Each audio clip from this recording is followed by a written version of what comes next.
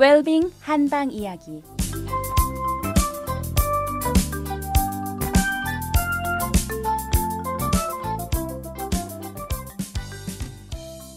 안녕하세요. 달빛 한의원 원장 김동영입니다. 우리가 정신작용을 어디에서 하느냐 하면요, 청취자 여러분들은 생각하시길 뇌에서 한다고 생각하실 겁니다. 그런데 한의학에서는요, 우리의 일체의 정신작용이 심장에서 이루어지는 것으로 봅니다. 좀 이해하기가 쉽지 않죠?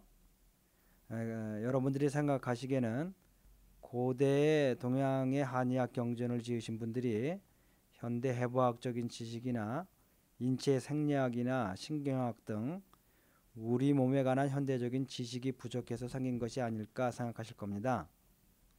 유럽에서 있었던 일인데요. 유럽의 캐톨릭 수녀 한 분이 심장 이식 수술을 하셨습니다. 그런데 이분이 건강을 회복하고 정상적인 업무에 복구한 이후에 특이한 현상이 생겼습니다. 음악만 나오면 자기 자신도 참기 힘들게 몸이 흥분이 되고요.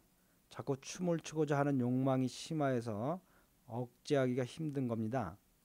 그런데 이분이 일단 춤을 추게 되면요, 어떤 프로 댄서도 뺨칠 정도로 춤을 잘 추는 겁니다.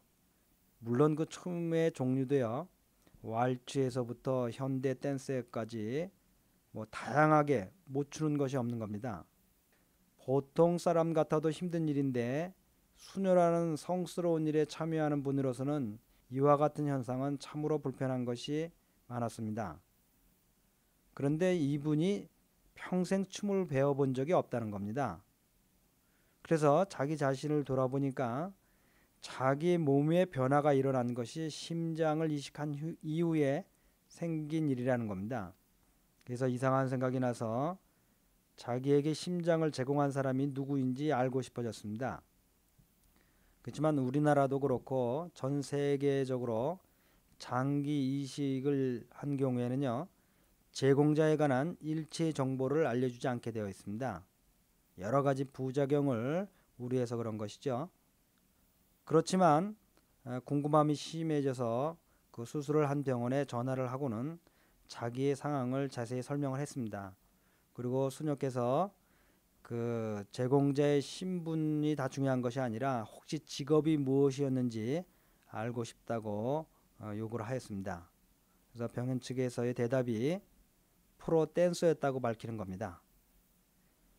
사실 청취자 여러분들 중에서 춤을 배워보시거나 춤을 하시는 분들은 이해를 하실 겁니다. 이 춤이라는 것이 보통 어려운 것이 아니라는 걸요, 아실 수 있을 겁니다. 이게 보통 노력으로 되는 것이 아니죠.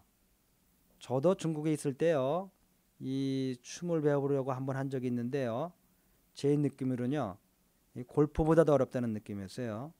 그래서 저는 일주일을 못하고 그만두었습니다. 그런데 생각해 보십시오.